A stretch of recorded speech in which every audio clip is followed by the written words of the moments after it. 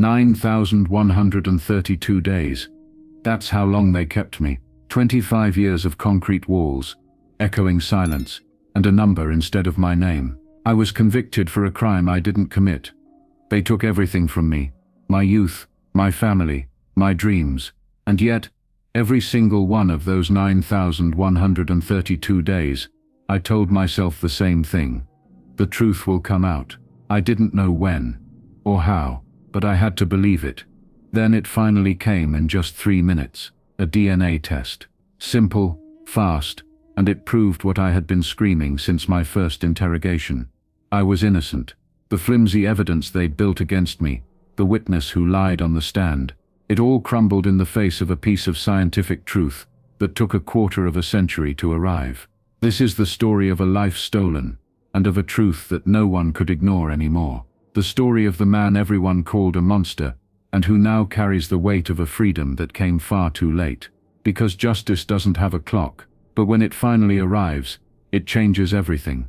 I'm glad to have you here. Follow my story until the end, and comment the city you're watching from, so I can see how far my story has reached. If my journey resonates with you, consider subscribing to the channel. It helps more than you know. Before I was inmate #775-321, I was just Michael Reyes. I was 22, living in a small sun-baked town in central Texas. Life wasn't grand, but it was mine.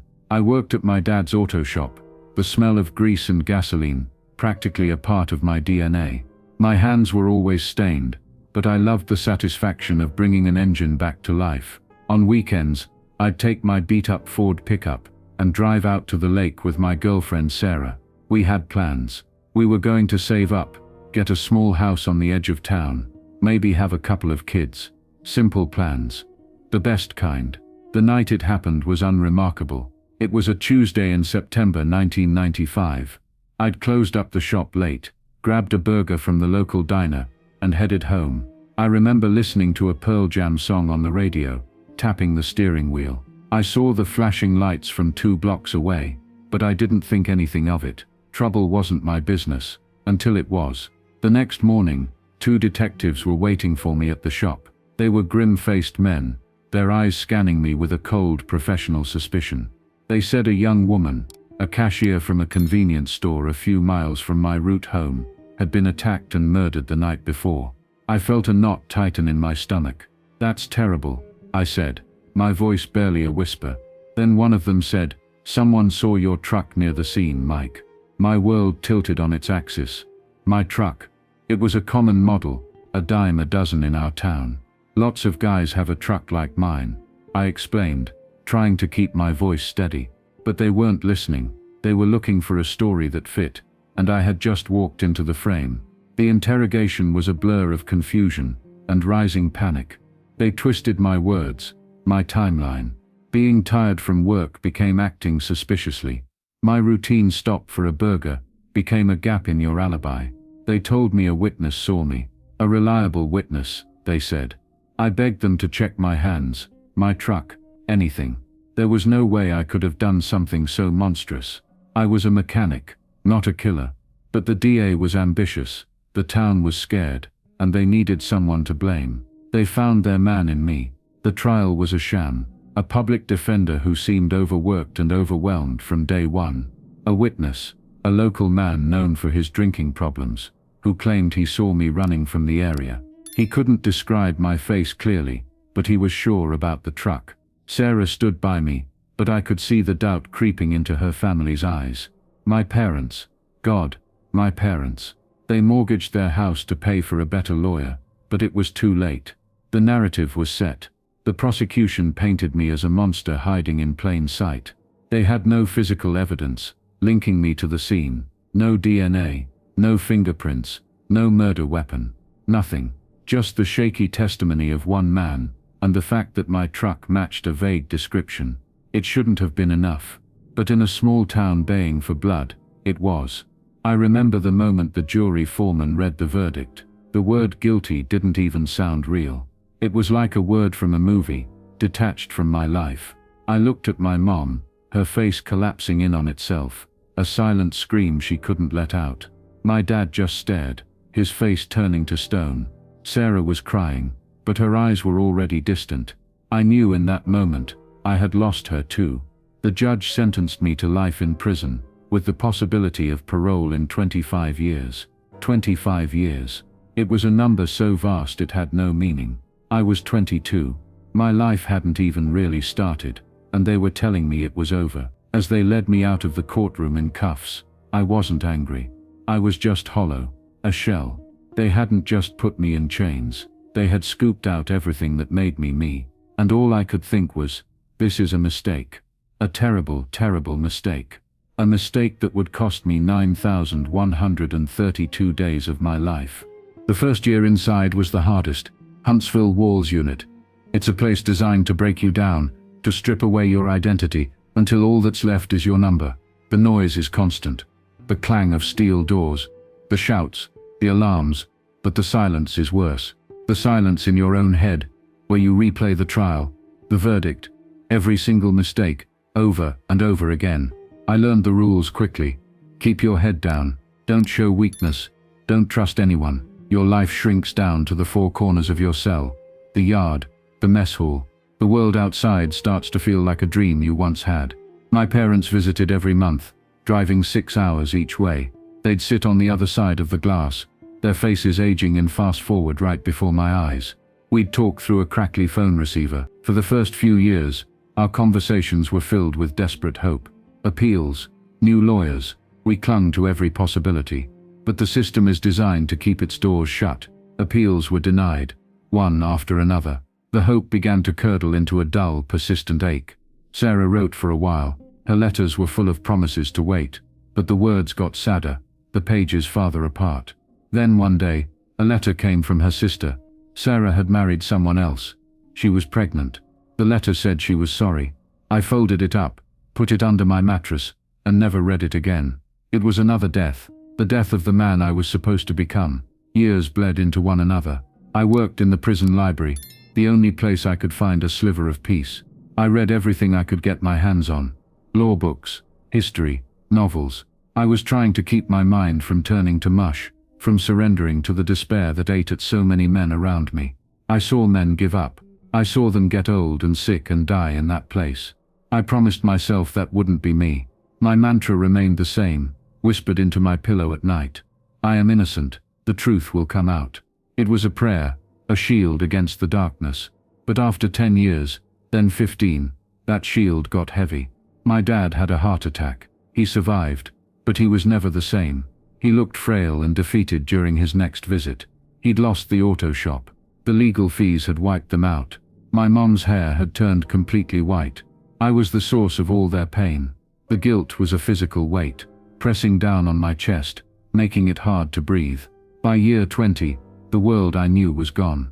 My parents could only visit once or twice a year. Their health was failing.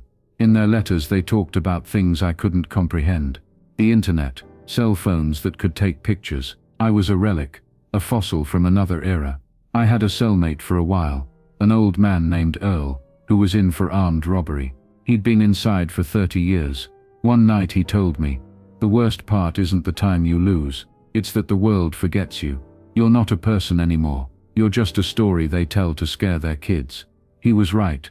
I was a ghost, a cautionary tale. The hope I'd clung to for so long had worn thin, like an old t-shirt. I still believed I was innocent, but I had stopped believing that it mattered to anyone but me. 25 years was just around the corner, parole. But what was waiting for me out there? A world I didn't know, filled with people who only knew me as a murderer. Freedom felt less like a promise, and more like another kind of prison.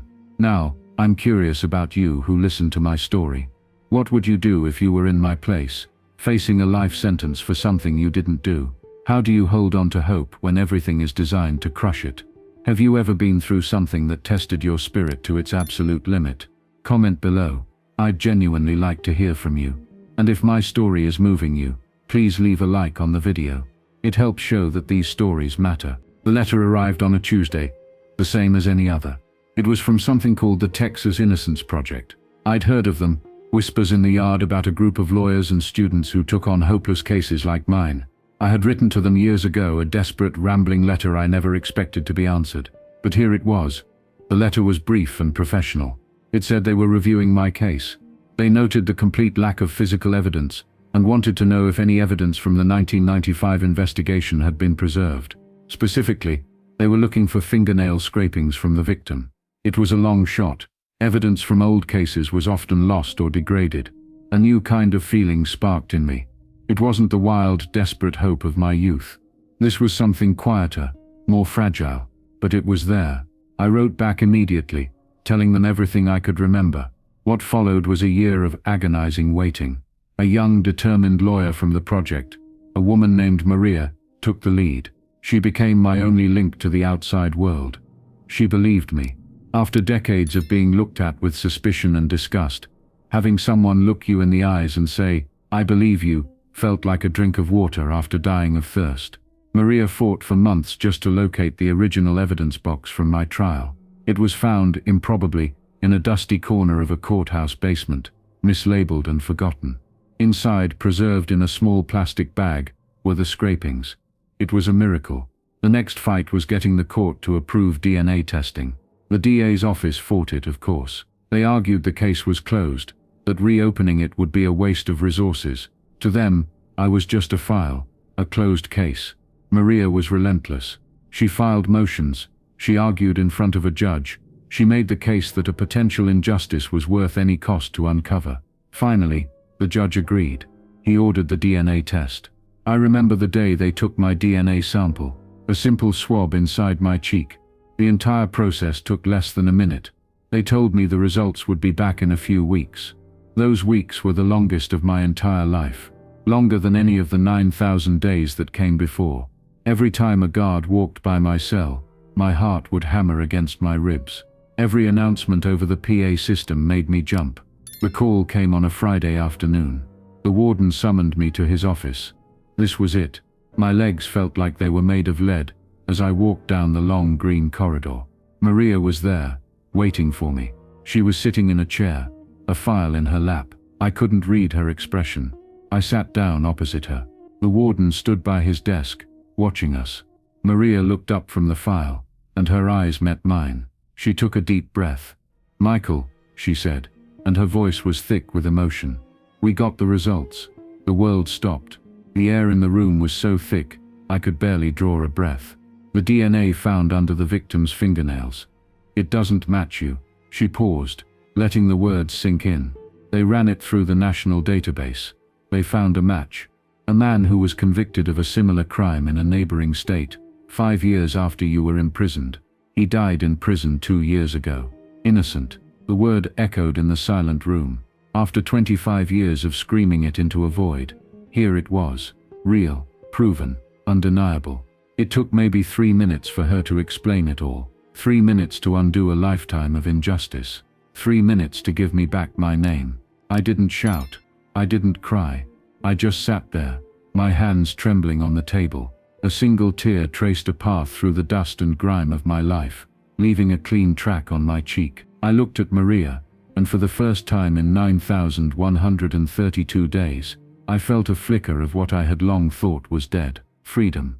The day they released me, they gave me back the clothes I was wearing when I was arrested, a faded t-shirt and jeans that didn't fit anymore, and a check for a pitifully small amount of money, $100, $100 for 25 years.